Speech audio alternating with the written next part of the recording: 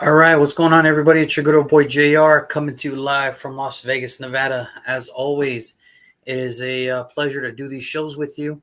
We are back with the Silver and Bro show.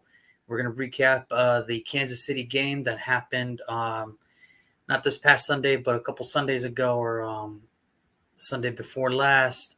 We're going to move forward with the Minnesota Viking game. We're going to get you ready for that. And then also any other Raider news involving the Marcus Peters release and anything like that. I know it's a bit of old news, but last week was our bye week, so really no episode there. So we are back, and let's get this started. So as we all know, we all lost to the Raiders lost to Kansas City again. Nothing new there, right? New season, same results. We just can't get Kansas City. And it was a bummer. It was a bummer because the first two drives, everything looked amazing. Everything was looking good. And then it just went all downhill from there. And there's really nothing more to say than Kansas City's better. We're not. That's as plain as it is. We're just not there yet. It's gonna be a minute before we get there. Seeing how the team has gone. Because we're 4 games into the Antonio Pierce interim head coach era, and it's just the thing is this: we have 5 games remaining. It looks the same, right? It feels the same. We lost our game before the bye week. We're gonna have to win 5 in a row and get some help. Is it possible that lightning could strike twice? Sure, but um, the only difference is that we didn't get rid of some offensive plays. It's just a lot of everything has changed than it was 2 years ago when we were in the same predicament. Our offense isn't as good. Our defense is better, but still giving up way too many points, and that's due to the fault. And not it's due to the fault that we just don't have the offense to keep scoring. Collectively, as a group, we're just not a team yet. And this isn't the team. Isn't the same type of dynamic than it was in 2021. So that's really what it is. It's not the same dynamic, and it's a lot of everything. Aiden O'Connell's a nice quarterback, but he's not a franchise-changing quarterback. 4 games into it, and I know it's not fair. He didn't get first-team reps. He's getting them now, and it's exactly what we knew. This is why he was a 4th-rounder. Can he play in the NFL? Yes, he can. He can play in the NFL. Is he a 17 franchise game quarterback? No. He's a good quarterback to have if your starter went down and you have everything in place. All he has to do is manage the game. Backup quarterback.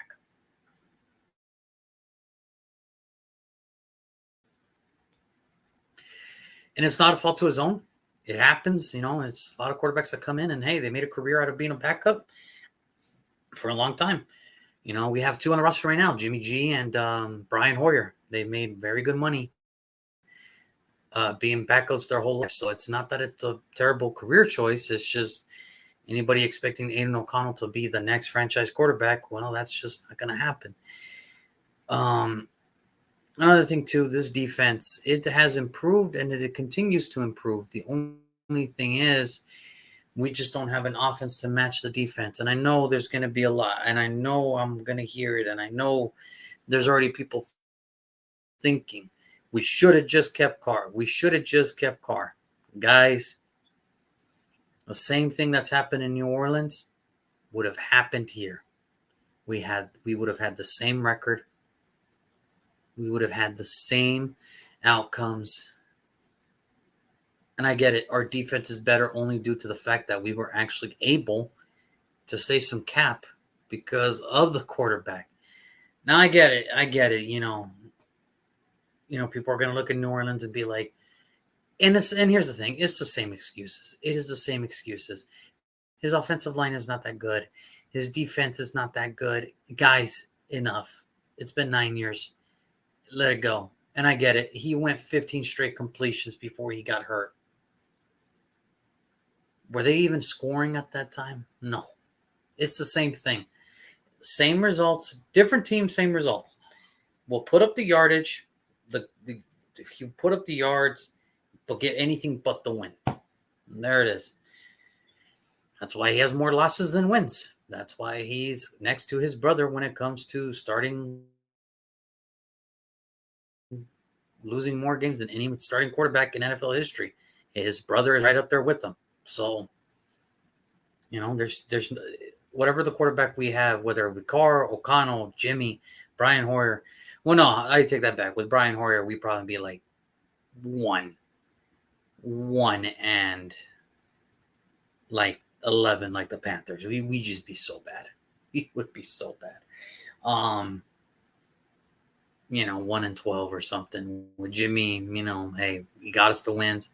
Aiden got us a couple wins. That's great, but it's just not enough. And that just shows you there was no panic set in for Kansas City. I was at the game when we scored those points. You look over the Kansas City bench and they're like, all right, we'll make it up. We're going to make it up anyway. So it doesn't even matter. That's the difference between a really great football team and a team like the Raiders. That's what it comes down to. We have no offense. Our defense is good for the first time in many, many moons. And it is what it is. And this is where it gets interesting now if you're a Raider fan, and this is going to be the discussion for the better part of this month. Do we want to win? The answer is yes, you want to win. If you're a player, your objective is to win all the time. It's to win as much as you can. But for the fans, and this is where, again, the fans are going to be divided. Do you win these games or do you lose these games to put yourself in a situation? Because the situation is this. Right now, the Raiders are number 11. As we sit here right now, the Raiders are number 11 in the draft pick. Is that any closer to us getting a franchise quarterback? No. Does it now? Should we continue to lose? Is there a chance that maybe, just maybe, we can maybe sneak in, get the third best quarterback? I don't know. Get a good player. I think it's too early to predict what we need. I mean, not to predict what we need in the draft, but it's too early to predict where we're going to land in the draft when we still have these 5 games and so these other teams, So it's nothing that we can just sit here and be like, well, the Raiders need to lose because they need a good draft position. Honestly, at this point, I've said it once, I've said it before. It's not about it's not about who, where you draft. It's how you draft. The Raiders can be and here's the funny thing is the Raiders had the number 1 pick before. They screwed it up. It doesn't matter, and this is my motto. It doesn't matter where you pick. It's who you pick. When you make decisions like the Raiders had over the past decade, you're going to see yourself always finding yourself in a hole to be rebuilding every single year. They need to start drafting better. It's not even so much about free agency anymore. They just need to start drafting better. When you take a Cleve Farrell over a Devin White, a Josh Allen, and Ed Oliver, you have issues. When you take a Tyree Wilson over a Jalen Carter, you have issues. When you take a Henry Ruggs over a CeeDee Lamb or a Justin Jefferson, you have issues. Now, granted, was Henry Ruggs about to become something special? I don't know. We'll never know now.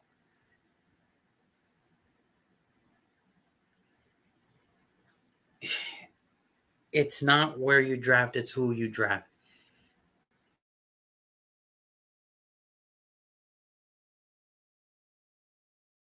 That's what it comes down to. They have to start drafting right. When it comes to these games, at this point, like I said, it's all about player evaluation.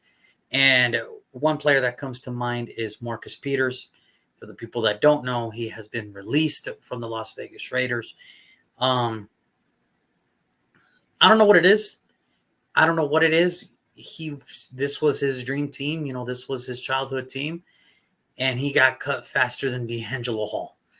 At least he survived a little bit longer than D'Angelo Hall. I don't know what to think. I don't know what to say. It's just one of those things where it sucks that it didn't work out, but now it gives everybody else a chance to step up and see what they can do because it is sucks because I was really excited for Marcus Peters to be here, and he had some nice things. He had some nice things, but I think what it really came down to at the end was effort. You could tell by halftime when he was on the bench and the defense was out there and he was still on the sidelines. There was nothing more to it. I think the writing was on the wall. Let's just say. But kudos to Kansas City for doing what they did. Now, unfortunately, for Sunday night, it didn't work out for them very well. But kudos to them for beating the Raiders. And for the Raiders, that just nothing. There's nothing new. There's nothing new. You're not good. You're gonna go on another rebuild. And I think it's just come to. I think it's for me. This is me speaking from my end, my opinion.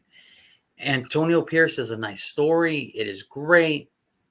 He's got the guys playing hard. There's a rejuvenation. That can only go so far. That can only go so far in what the plans are. I think Antonio Pierce is a good person, and I genuinely believe he is a good person, and I genuinely believe that he is a motivator. I just don't think he's ready for that type of commitment to be a head coach.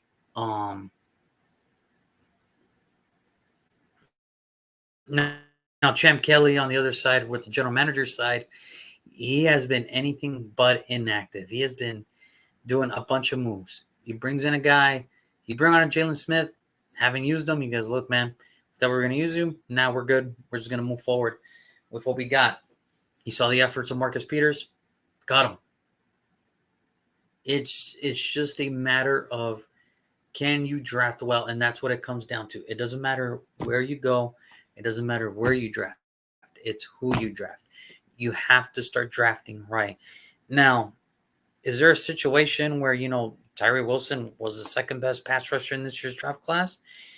And the only thing that's probably saving him is that everybody else, every other edge rusher that got drafted after him, it's really doing okay. It's not, nobody's really blowing it off. Even Will Anderson, who was probably better than, who's should be dominating, and he's doing his thing, but luckily he's not going off either. And I think that's what's saving Tyree Wilson from embarrassment. But this is the type of decisions that set you back. It's not where you draft, it's who you draft. And I'm going to keep saying it. The NFL's hard. Don't make it harder on yourself. You got Jalen Carter there, who best defensive player to come out in a really long time. And you passed up on him. What is that? That sucks. Devin White, Ed Oliver, Josh Allen. You went Cleve Farrell.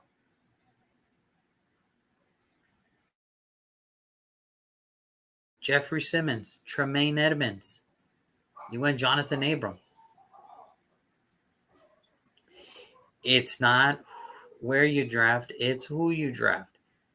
When you draft like this, yeah, you deserve to get fired. You deserve to get fired. And and we'll go to Marcus Peters right now. And when you do free agent signings like a Marcus Peters, it sets you back. Corey Littleton, Nick Kosowski.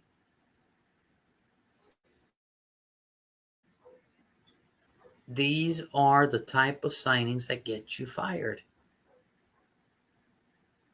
Great on other teams, terrible with us. It happens all the time. And the talent that is showing proof that they deserve to play, you don't even want to give them a chance. Now, there was an article that was out there. We've all seen it. We've all heard it. That Dave Ziegler wanted to trade up from number 7 to number 2 to get CJ Stroud. But apparently Josh McDaniels said no, because he wanted Bryce and he thought Bryce was the better quarterback, and that's why the deal was never made. And people want to blame Dave Ziegler for not pulling the trigger at the last minute to do this trade and not doing his job as the general manager. The way I see it, Josh McDaniels and Dave Ziegler, if this report is true, because listen, Hondo wrote it, Hondo Carpenter from a Raiders beat writer. I like what he writes. I like what he says. Some of it keeps you on your toes a little bit when you read his articles. I like that. If that report, and I'm not saying that it's not true, but if that were the words that he wanted to use, at this point, Dave Ziegler and Josh McDaniels will never get another job again. And it shows for two reasons. One, Josh McDaniels has proven time and time again that he cannot evaluate quarterbacks. Tim Tebow and Bryce Young. Now, it is unfair for Bryce Young. He went into a difficult situation. You went into a situation where the Panthers gave up their best weapon offensively. They replaced him with Adam Thielen. It's a terrible idea. Went to a situation where there was no offensive line help, no nothing. Not to say that CJ Stroud was any better, but a lot of people had CJ Stroud as their quarterback one. I did too. But a lot of people went with the pedigree. Alabama. This is an SEC kid. He'll figure it out. It's not working so far. But again, Bryce Young went to a situation where no talent offensively. Offensive line was still relatively new. They just fired their head coach. We'll have a second head coach in 2 years. I think that speaks more on Tepper, the owner of the Panthers, than it does Bryce Young. But that's another story for another day. If Dave Ziegler literally did not want to do his job and tell McDaniels that he's the general manager, you should never get another job in the NFL again. Not only did you pass up on CJ Stroud, you had a chance to draft a generational talent like a Jalen Carter, and you said no because of issues of character. I'm going to tell you this right now. He sounds like an outstanding citizen in Philadelphia. Oh, and he's playing at a very high level too. Dave Ziegler, that alone should be exiled from any NFL job. Josh McDaniels saying that he liked Bryce Young more than CJ Stroud, he should be exiled from being an offensive coordinator ever again. An evaluator of quarterbacks ever again.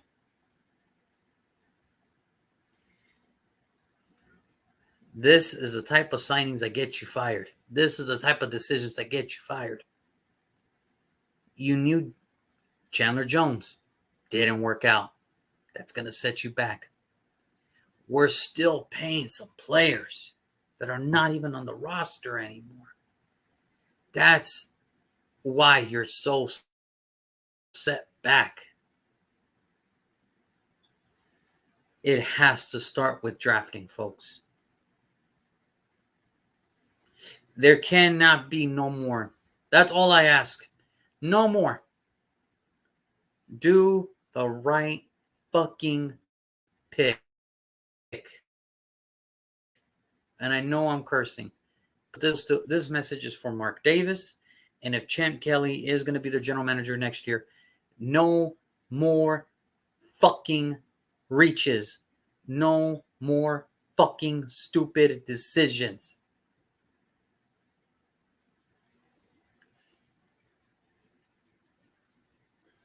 You drafted a guy, and God rest his soul, DJ Hayden. You drafted him. He nearly died 6 months prior to the draft, and you said first rounder. Reggie McKenzie said first rounder. Those are the type of decisions that get you fired. Same ones. You draft a Henry Ruggs and a Damon Arnett over CeeDee Lamb, and Justin Jefferson, a Patrick Queen.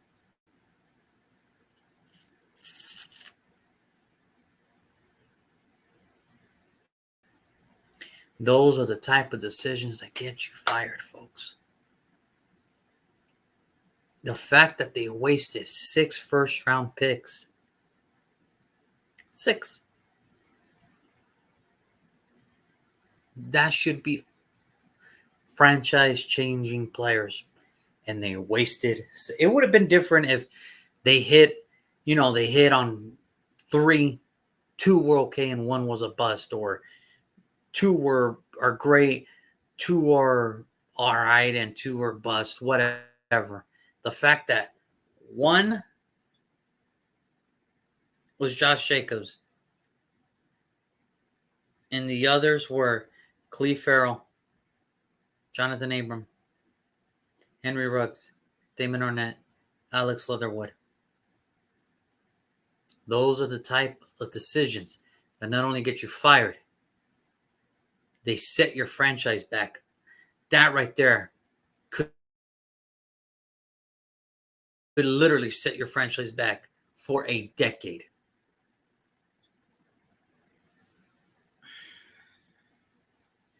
No more fucking stupid decisions.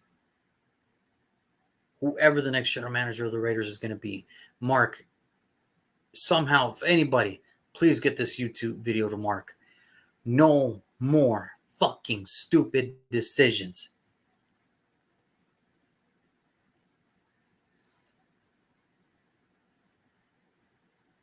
Now, with the whole Marcus Peters thing, look, all I can say is this. I wish I could say I appreciate his efforts, but from the Chicago game on, his efforts were not there. It happens. Time has flown him by. It's okay. Happens to everybody. Could the Raiders been a little bit nicer? Were they just trying to save money so that way they didn't have to pay him his game day bonus or whatever? Maybe, but I thought maybe they could have used him in a different position. I mentioned in my last video, why not try him at free safety just to see what he can do?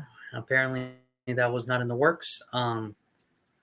So for me right now, where I stand with this team, it's very simple. They're just not good, and we're heading for another rebuild. Now, is it exciting? Now, is it a lucrative job? To be honest with you, as a true fan, no, it's not. You're going to have okay, decent amount of cap space. You're going to have an okay pick. You really don't have a quarterback. You're going to bring in a whole new crew. And the players that are here were brought in by the old regime. You're probably going to have to let them. You're probably not going to like them, so you're going to let them go. It sucks. It sucks. But it's very simple, Mark. Do the right thing.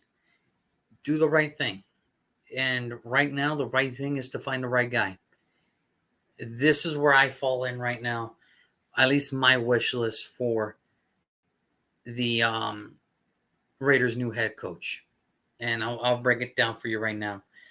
Starting in at number 3. And remember, these are all predictions. This is not something that, could happen. These are all just predictions right now. And, obviously there's going to be some changes. There could be some fire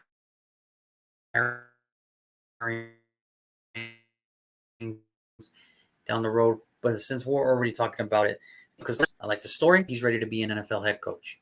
Not yet, at least. But here's how I see it right now. Number 3 for me,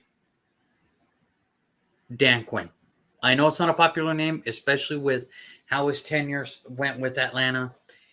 And, Mike Shanahan was the successor of the offense, and he could never duplicate that offense again. All we need to do, all Dan Quinn really has to do, I've seen what he does with this Cowboys defense. Even losing Trayvon Diggs and some other players, he's doing his thing. He's doing his thing. He knows how to. Same thing that he did in Atlanta, he's doing the same thing in Dallas. Great defense. Ask Atlanta if they miss Dan Quinn and his defense. Ask them. Ask Atlanta fans. Dan Quinn would be my number 3. Defensive mentality. Just have to hire the right offensive coordinator. And I think this defense, because I think the talent for the defense, keep it going. Now bring it to the next level with a Dan Quinn. Number 2, Mike Vrabel. Again, another defensive-minded coach, but he actually has a good offense. When you, as a head coach, you can coach a Ryan Tannehill to an AFC Championship game. How can I not endure that? How can I not adhere to that? We don't have a Ryan Tannehill. We don't have that. And I think that's the one thing I think he was stuck with Ryan Tannehill.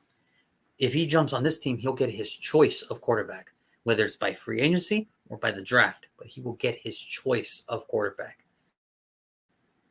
And he will bring a tough mentality. Same thing. We already have a good enough defense. Take it to the next level. My number one guy, and I think this is going to trip out a lot of people. And no, sorry, Raider fans, it's not Harbaugh. It's not John Gruden or anything like that. My number one head coach, my choice, Frank Smith, the offensive coordinator of the Miami Dolphins. In today's NFL, it's a young man's game offensively. If you're going to go offensive coordinator, you need to go the young route. Mike McDaniel, Sean McVay, Shanahan. You got to go Matt LaFleur. Young offensive coordinators that are keeping up with the times with the new systems of the NFL.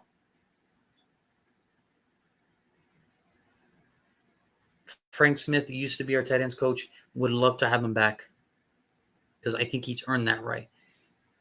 And listen, he's not going to have a Tyreek Hill. He's not going to have all the weapons that he has in Miami. However, I do trust him enough that he can go from a tight end coach promoted to offensive coordinator. And it's not because of the talent, because he coached there. He's been with Miami for a minute. He did good things with Tua before Tyreek. Then they got Tyreek. He vouched for Jalen Waddle. He vouched for some of these guys. And they have all turned out great.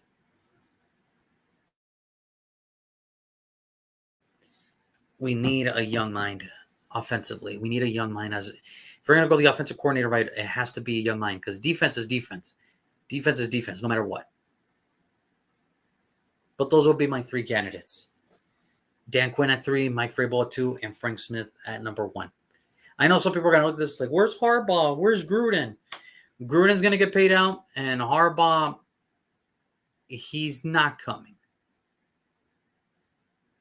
For me, if Harbaugh was going to go anywhere, it would be the Chargers to me. Good offense, fix the defense, you're good, and the Chargers would be contenders. Harbaugh can change that offense immensely. But for me right now, we either need a strong-minded defensive coordinator to improve our defense, or a young gun offensive coordinator to keep up with today's NFL times. So now moving on, we got the Vikings this Sunday. I am after a bye. The Vikings are coming into town. Justin Jefferson has been elevated from the IR, so it looks like Justin Jefferson is going to play. What does this mean for the Raiders? Well, it could mean a lot of things. The Vikings didn't just look good at all Monday night. The last time we saw them, it was Monday night against the Bears, and then, they didn't look that sharp. It could mean a lot of things for Minnesota because they were on a bye too. And they didn't look as good. They looked almost as worse than the Raiders, but they have issues. Could I see the Raiders winning this one? Sure. I can see the Raiders winning this one. Could I see the Raiders losing this one? Sure can too. Remember, it's all about player evaluation at this point of the season, fellas. It's all about player evaluation. What do I think the Raiders have to do to win this game? This defense is no joke. Minnesota's defense is no joke. They have done what they have been asked to do. Again, we are going to have to call on the legs of Josh Jacobs to get us through this game. We have to call on them because there's a lot of good players on that Minnesota defense, and Josh Jacobs needs his legs. We need his legs to win this game. Defensively, they have to get after Dobbs. They cannot let him run. They cannot let him scramble. That's where he is at his most deadliest, is when he's scrambling and making plays with his legs, because he knows how to throw on the run. He knows how to make people miss. The Raiders have to figure this out.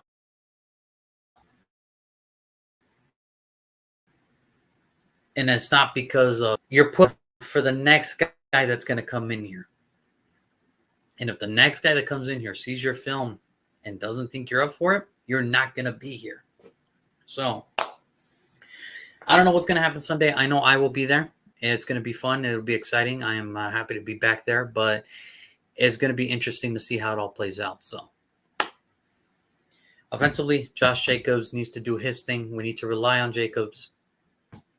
Defensively, just turn the ball over. You got to turn the ball over. You have to turn the ball over. So that's what it's going to be. But all right, guys, that is it for today's show. I want to thank everybody that is going to tune in later to watch this episode. As always, you can catch me and Brandon tomorrow for our NFL Pick'ems. Tomorrow at here at the YouTube channel, which is the Jack Sports Wild Show, or on Instagram Live at All Sports Talk Podcast. As always, have a wonderful night, everybody. I'll be back next Tuesday. Recap the Minnesota Viking games, and then we don't have to wait that long because we got the Chargers next Thursday for Thursday Night Football. So until then, everybody, please take care of yourselves and be safe out there. Stay warm. Have a wonderful